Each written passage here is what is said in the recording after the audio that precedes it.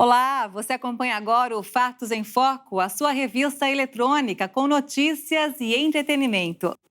Eu sou Maria Alice Dias e você vai ver agora os principais destaques de hoje. O continente africano terá 1/4 da população mundial até 2050 e deve chegar a 2,5 bilhões de pessoas, segundo a ONU. Cresce no Brasil a oferta de aluguel de smartphones, uma opção mais econômica para os modelos mais sofisticados. Missionário R.R. Soares celebra 45 anos de evangelização na TV, uma obra que alcança bilhões de pessoas no mundo todo.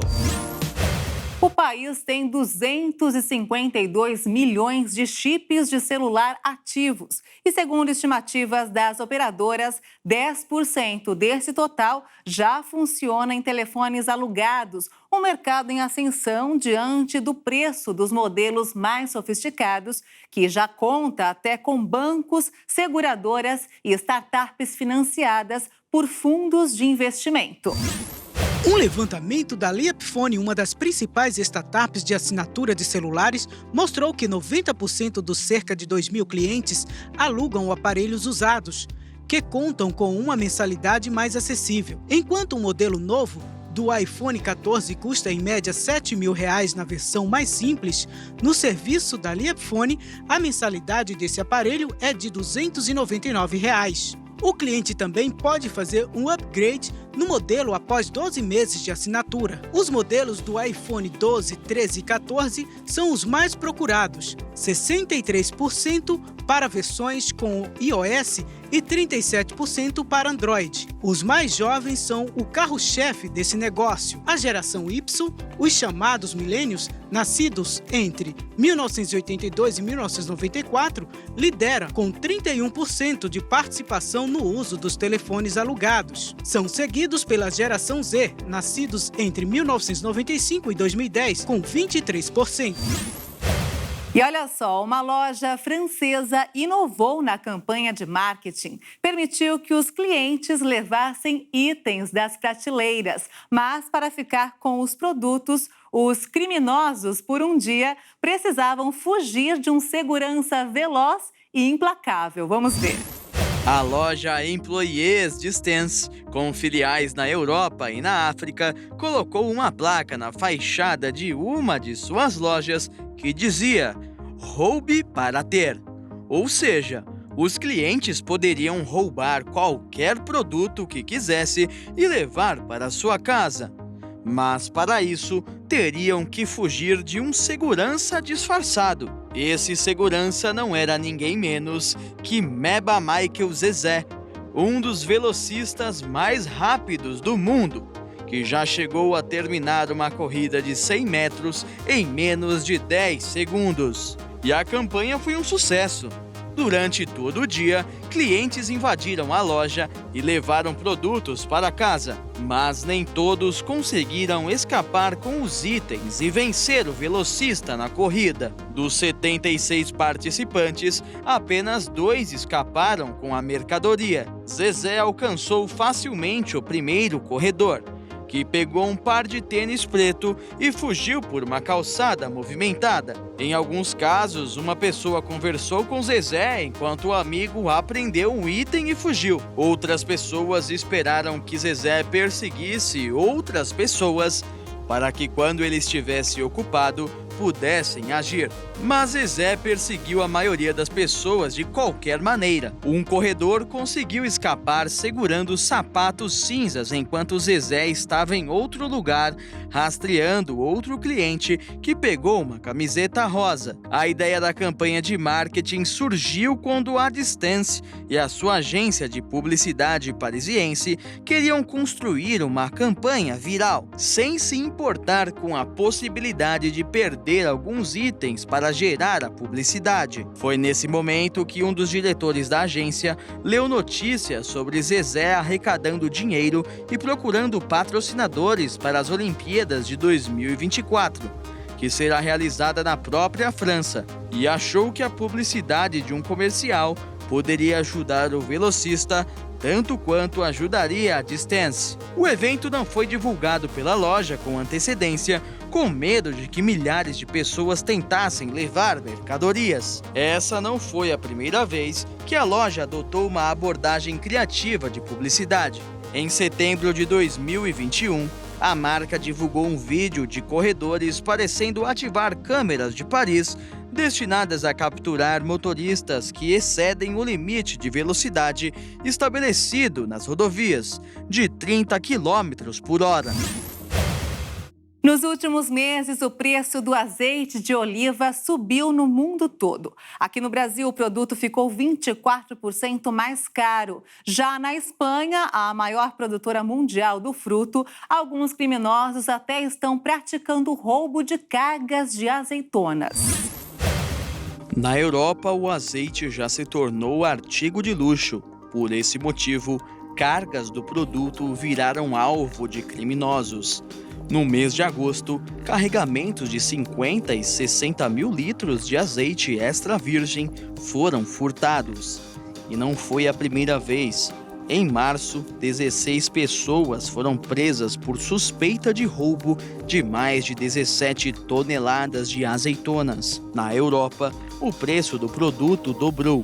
E isso está impactando a economia de países como Espanha, Itália e Grécia. Os três países juntos são responsáveis por 66% da produção mundial. Esse encarecimento é causado pela seca no continente europeu, que sofre a terceira grande queda na colheita das oliveiras consecutivas, devido às altas temperaturas. A seca também foi responsável pela queda na produção de azeite entre o ano passado e esse ano. Assim, alguns compradores voltaram para produtores alternativos, como Turquia, Tunísia, Marrocos e Argélia. Mas a queda da produção e a escassez do azeite fez esses países alternativos imporem limites mais rígidos às exportações, em alguns casos chegando à proibição, em uma tentativa de controlar melhor os preços internos. Sem frutos nas árvores, mas com consumo que se mantém alto, os estoques de azeite na Europa estão zerando. A opinião de entendidos no ramo é de que não existe uma perspectiva de curto prazo para essa recuperação. De acordo com especialistas, levaria cerca de 3 anos, caso todas as safras desse período sejam boas. O Brasil é o segundo maior importador de azeite do mundo e apenas 1% do que é consumido no país é plantado nele mesmo. Por isso, o preço do azeite no mercado interno acaba sendo influenciado pelo que acontece nos principais países produtores. O continente africano, considerado o berço da humanidade, deve ser o principal responsável pela expansão da população mundial nas próximas décadas, dobrando seu número de habitantes, enquanto o resto do mundo envelhece. A previsão da ONU é de que a África passe dos atuais 1 bilhão e 200 milhões de pessoas para 2 bilhões e meio em 2050, o que significa 25% dos habitantes no mundo. A curva de crescimento populacional do continente será 2 vezes mais rápida que a registrada no sul da Ásia e quase 3 vezes mais do que da América Latina. Ao mesmo tempo que nos países mais ricos as taxas de natalidade têm caído a cada ano, na África, o nascimento de bebês vem crescendo exponencialmente. Se trata de uma expansão de dimensão sem precedentes até em comparação com a China. Em 1950, por exemplo, a população do continente correspondia a menos de 10% do total mundial. Em 100 anos, a Ásia terá o seu crescimento populacional multiplicado por 4, enquanto a África terá crescido 10 vezes em número de habitantes. Sem contar que no ano de 2050, a população será majoritariamente jovem, ao contrário do resto do mundo. Ainda segundo a ONU, pelo menos 1/3 de todos os jovens de 15 a 24 anos serão do continente. Na maioria dos países africanos, pelo menos 70% dos moradores têm menos de 30 anos. Atualmente, a idade média na África é de 19, que é a menor entre os continentes. Na Índia, país mais populoso, por exemplo, a média está em 28 anos. Já nos Estados Unidos e na China, 38. Com a alta fecundidade nas regiões oriental, ocidental e central da África, o continente deve ter 1 bilhão e 300 milhões dos 2 bilhões de novos habitantes que vão compor o aumento populacional até 2050, quando o mundo deve ter 10 bilhões de habitantes. Dessa forma, tanto a África Oriental como a Ocidental passarão a ter populações maiores do que da Europa. E esse crescimento populacional do continente africano pode mudar a geopolítica global e ampliar a influência política da região no resto do mundo, que atualmente é quase nula. Por outro lado, haverá um aumento em relação ao desafio de superação da pobreza e da insegurança alimentar, uma vez que a região não está preparada economicamente para essa expansão. Uma missionária cristã que atua em Israel relembrou os momentos de tensão que passou na região de Jerusalém após o início do conflito entre palestinos e israelenses. Até o dia 7 de outubro, Israel era assim. Mas agora, com a insegurança da guerra contra os palestinos, a rotina não é mais a mesma. Os brasileiros que vivem na região estão retornando ao país para fugir da violência do conflito armado. Aviões da Força Aérea Brasileira, FAB, desde o dia 10 de outubro, fazem voos de repatriação, principalmente de famílias de origem judaica. De acordo com o último balanço do governo federal, mais de 1.400 pessoas foram transportadas do território israelense para o Brasil. Entre elas estava a brasileira Joana, que é cristã e viaja com frequência à Terra Santa para realizar trabalho missionário.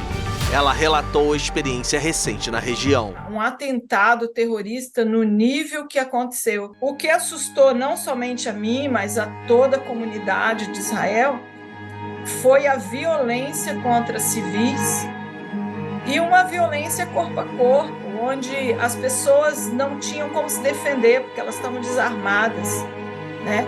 E isso é contra todo tratado de guerra. Então você tinha mísseis, você tinha drones, você tinha gente entrando com parapentes, né? E você tinha a derrubada do sistema de segurança, que é lá na faixa de Gaza. As Forças Armadas de Israel, elas só conseguiram ter consciência de tudo 5 horas depois, quando eles entraram. Foram 1.300 mortes em um só dia. Toda hora tinha uma sirene tocando. Nós tínhamos que ficar prontos para ficar dentro de o que a gente chama de bunker. Graças a Deus eu já estava dentro do hotel onde fiquei e meu quarto era próximo do bunker. A brasileira lembrou dos momentos do embarque e do voo de volta para o país. Estavam saindo da sua história. Trouxeram seus cães, gatos, literalmente, entendeu? Eles trouxeram seus animais, eles trouxeram a sua história e chegaram no Brasil depois de anos vivendo em Israel, sem, de fato, saber o que fazer agora. Alguns familiares estão recebendo eles, mas a expectativa deles é voltar para Israel. Joana tem como objetivo dar a devida relevância à Terra Santa como local escolhido por Deus e consagrado por Ele a seu povo. Para isso, a missionária realiza ações práticas na região, além de fortalecer Israel por meio da oração. O nosso trabalho começou em 2012. Então, eu já conhecia Israel de excursão, né? Mas em 2012 eu fui conhecer a Casa de Oração Jerusalém para Todas as Nações, fundada por um norte-americano chamado Tom Hess, né? Essa casa já está há mais de 30 anos ali. Vou várias vezes para Israel, dentro do contexto de festas bíblicas, né? E também para conectar o Brasil com Israel. Desde 2017, quando eu voltei para o Brasil, que é chamado Muro de Fogo de Intercessão por Israel. Quando você pede alguém para orar por paz, é porque é lugar de guerra, né? Então, Israel é um contexto de guerra constante. Então, hoje nós temos mais de 200 intercessores interligados em 8 nações. A gente visa levantar intercessores com a visão da importância de orarmos pela paz de Israel, sabendo que é o centro da fé. Com a esperança de que o conflito acabe o quanto antes, a população de Israel tenta seguir sua vida normalmente. Na cidade nova de Jerusalém, a arte ocupa o lugar da guerra. Orai pela paz de Jerusalém, prosperarão aqueles que te amam. Não existe melhor momento de ter uma palavra de paz, de uma palavra de salvação. O único que pode todas as coisas no meio do caos é Jesus Cristo. Então nós precisamos anunciar a paz de Cristo, a salvação de Cristo no meio desse caos. Então a terra precisa de paz. E a paz está em Cristo Jesus. Engenheiros de uma universidade do Canadá estão desenvolvendo uma pele de robô que pode ajudar para cobrir próteses e na interação homem e máquina. De uma estrutura bem macia, o sensor é composto principalmente de borracha de silicone, a mesma usada em efeitos especiais de filmes, que pode ser dobrada e enrugada, como acontece com a pele humana. Se aplicada a uma mão biônica, por exemplo, ela permite sentir melhor o que está pegando. Para responder com destreza e precisão aos estímulos táteis, os pesquisadores da Universidade da Colômbia e do Instituto de Robótica da Honda explicam que o sensor usa campos elétricos fracos parecidos com os das telas de celulares. A pele de um robô ajuda uma pessoa com prótese a segurar um ovo ou um copo de plástico com água sem esmagar ou deixar cair.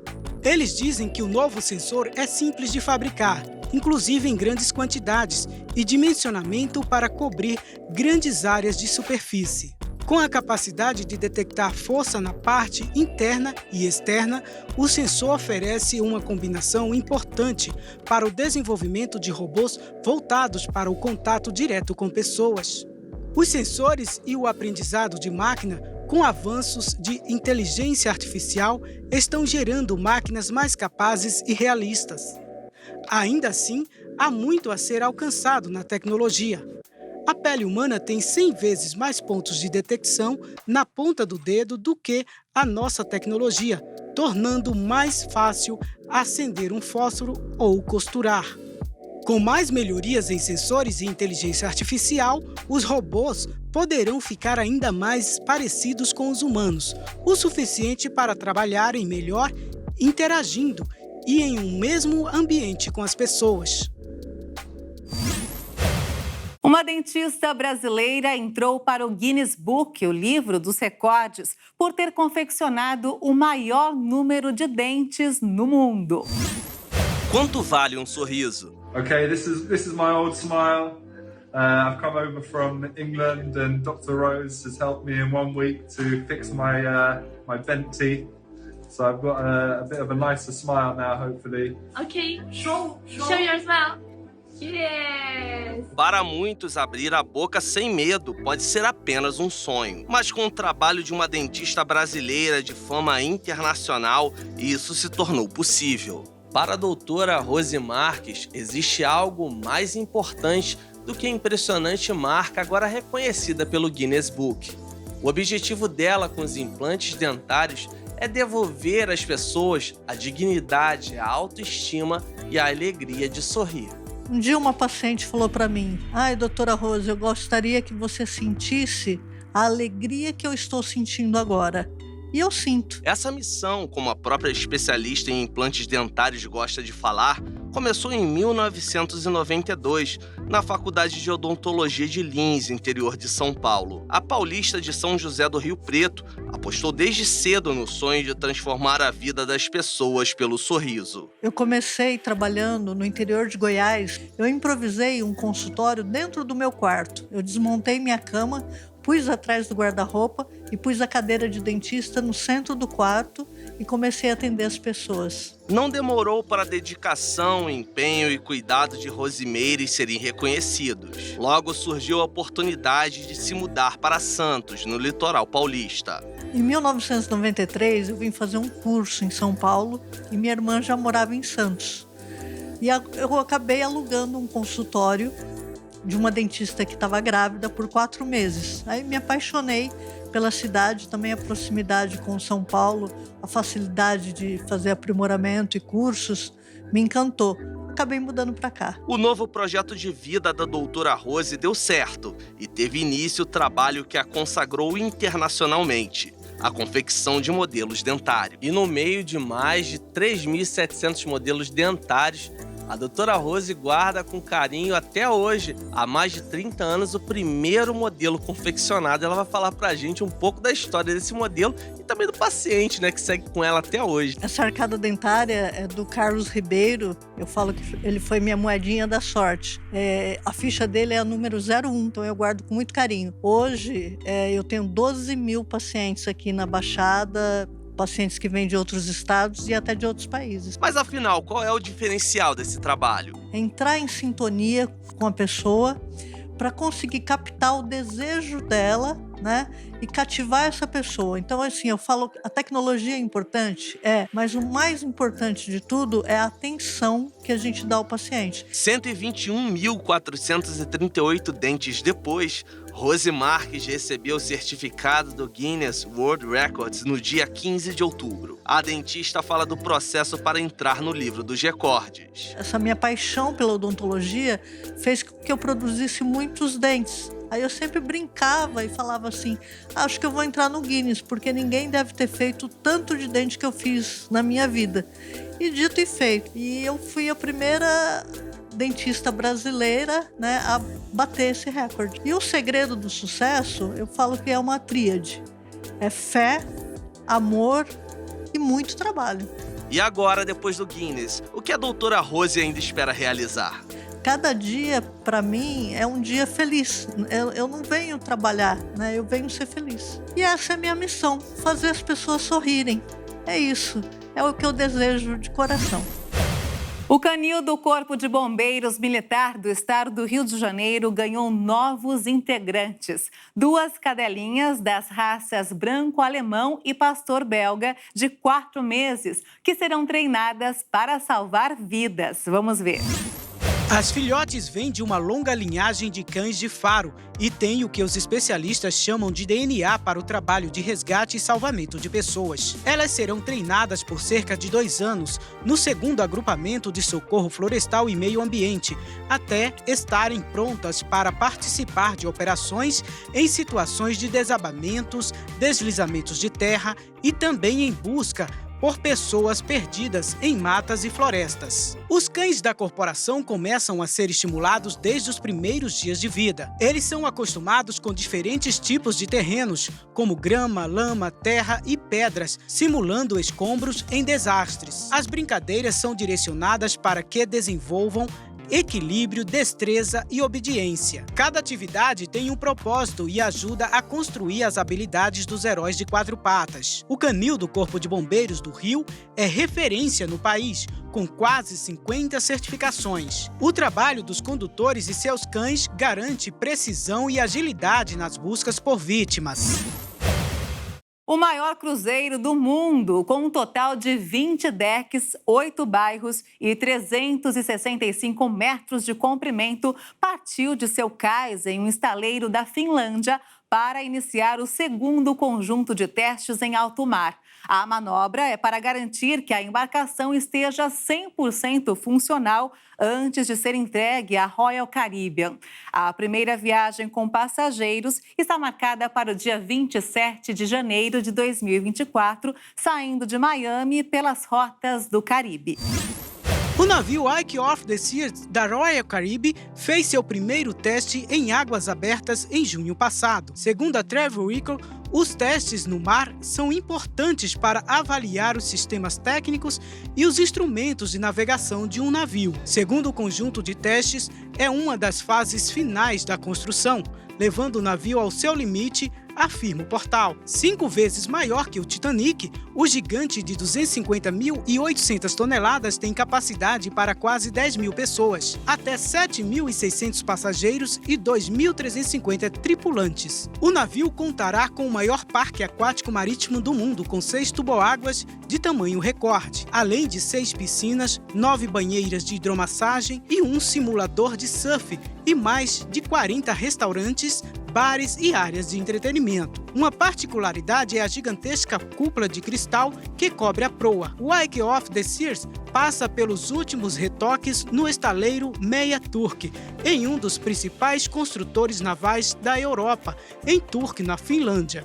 Em seu interior são 28 tipos diferentes de acomodações, com mais categorias para famílias, mais layouts com vista para o mar e mais espaço para viajantes em grupo. A embarcação, que faz parte da frota da Royal Caribbean, promete ser um pico evolutivo da linha de cruzeiros, usando a tecnologia mais recente para construir uma base perfeita. O Wake of the Seas é o primeiro navio da Royal Caribbean Internacional movido a gás natural liquefeito e tecnologia de célula de combustível, como parte do movimento da empresa para um futuro de energia limpa.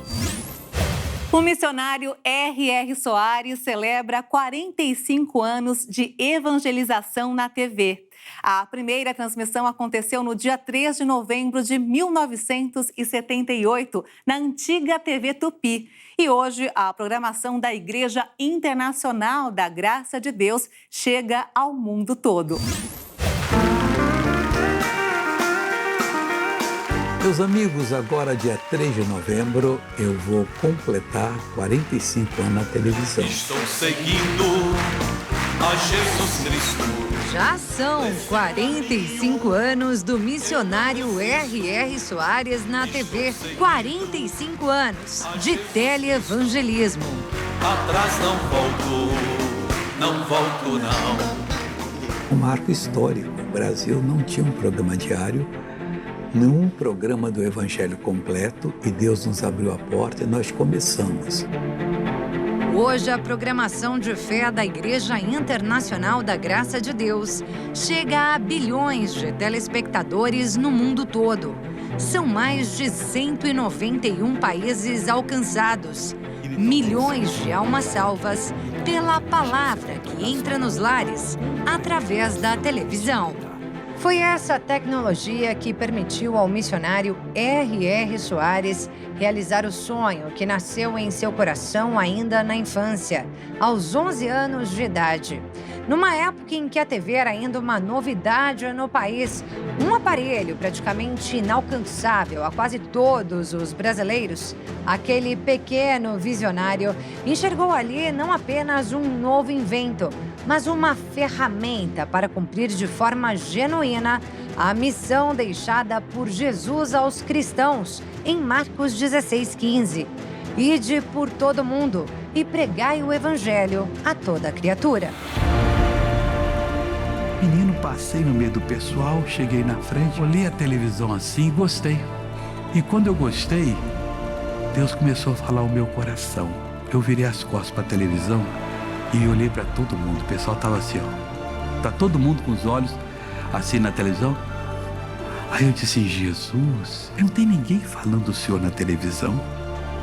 Ô Jesus, se o Senhor me der condições, um dia eu vou estar lá. 20 anos depois eu comecei com 31 anos. Nunca mais saímos. Pregando dia e noite. No Brasil, naquela época, o evangelho era 2,3% da população. Hoje nós somos mais de 40%. 3 de novembro de 1978. Essa foi a data em que o primeiro programa apresentado pelo missionário R.R. Soares foi ao ar pela TV Tupi. Bom dia, meus amigos do Rio, meus amigos de São Paulo, de Mato Grosso, de Minas, de Goiás, Paraná, de toda essa região abençoada por Deus, onde nosso programa está entrando. Primeira vez foi muito emocionante. Foi um sonho dele que Deus realizou, que a palavra de Deus foi divulgada através da televisão. Foi tudo muito primitivo. É que que a própria televisão no país ainda era bem primitiva naquela época. Os primeiros programas do missionário foram gravados no estúdio daquela emissora, um dos poucos existentes no período. Depois ele montou uma pequena estrutura amadora dentro da própria casa.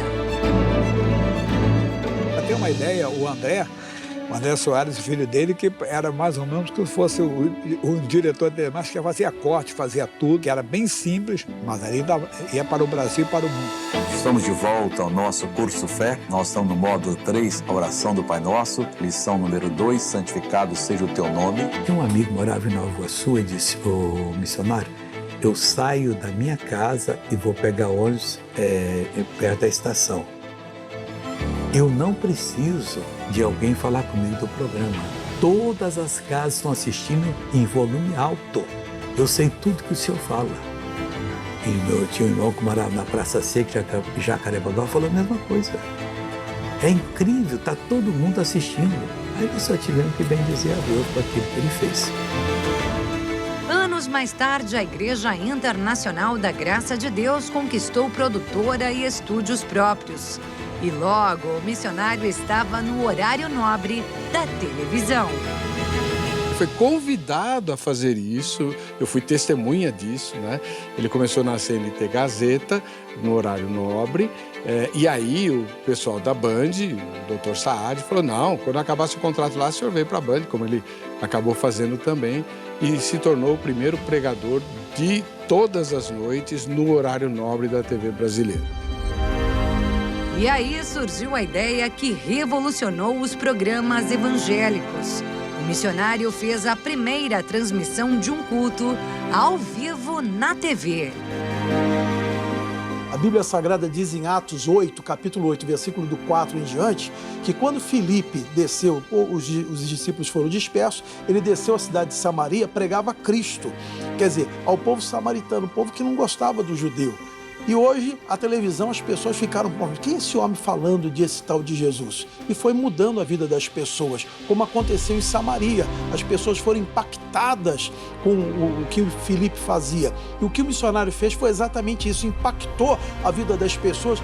Com alguma novidade? Não. Ele só pregou o evangelho nu e cru, aquilo que tem que ser arroz com feijão. Pregou o evangelho que cura, que liberta, que transforma vidas. O ministério de televangelismo crescia a cada dia. Era necessário expandir o alcance daquele conteúdo. Foi aí que nasceu a RIT, a Rede Internacional de Televisão, em 2001.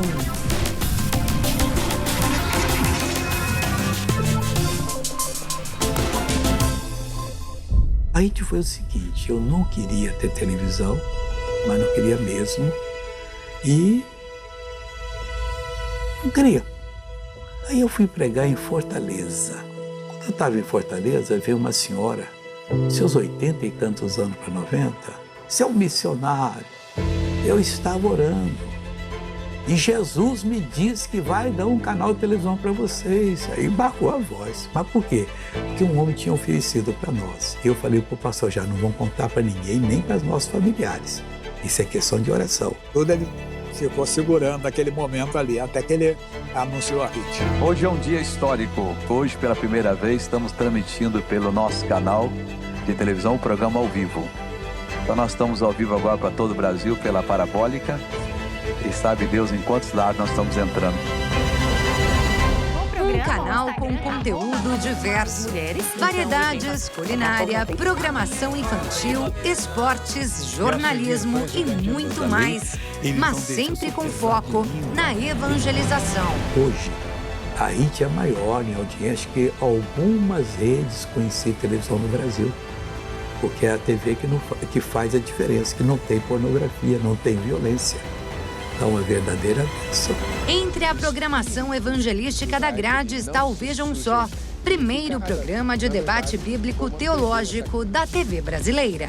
O primeiro, e até onde eu sei, o único ainda, que traz pessoas de todas as vertentes, de todas as denominações, justamente para mostrar a riqueza da diversidade do corpo de Cristo. 1, 2, 3, 4, 5, 6, 7, nós só estamos checando o microfone. E até quem trabalha na HIT, muitas vezes é alcançado pela programação de fé.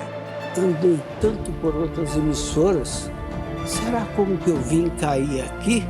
Onde ouço a palavra de Deus. É uma coisa que me ajudou bastante e está ajudando, né?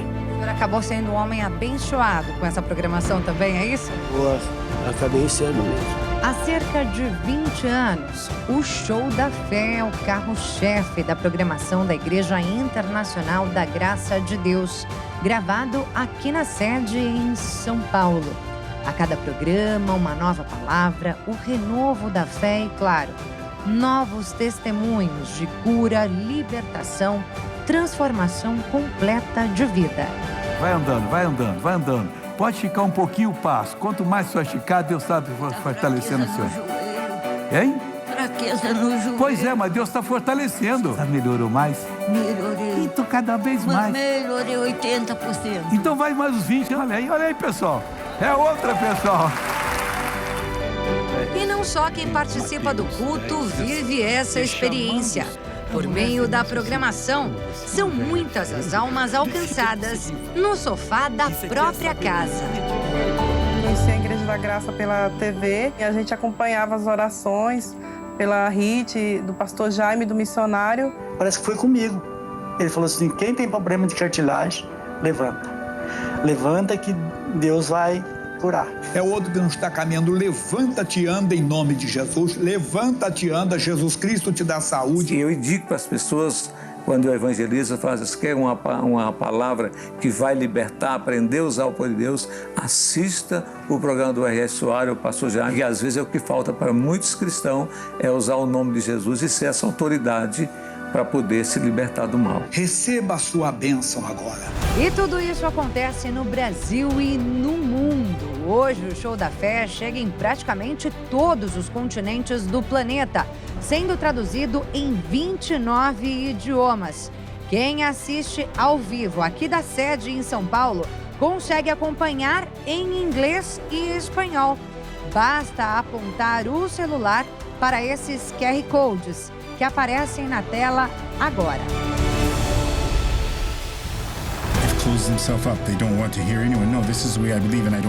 Os programas traduzidos são uma ferramenta poderosa de evangelização, especialmente em países onde há perseguição religiosa.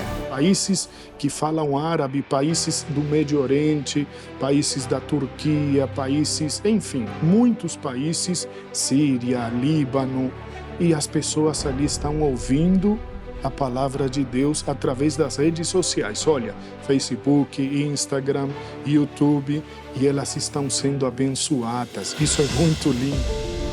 Um trabalho de televangelismo que continua em expansão, com o objetivo de mudar a mensagem que o missionário um dia recebeu em sonho. E uma vez ele compartilhou com a gente um sonho que ele teve, que assim ouvindo, né? Era o dia do juízo final, e aí Deus chegava para ele e falava, o Soares, né? Missionário Soares, Deus não vai chamá-lo assim, com reverência toda, né? O Soares, você está vendo aquela pessoa ali que está indo para a perdição? Pois é, né? Assim, que triste, ela não foi salva, né? Ela não conheceu o seu nome. Pois é, porque você não teve coragem de colocar uma TV na cidade dela. Não uma TV, um programa. Diferente do sonho, o espírito de ousadia continua vivo no missionário. E o trabalho evangelístico na TV e internet segue ganhando almas até a volta de Jesus. Aquele que começou uma obra há de terminá-la.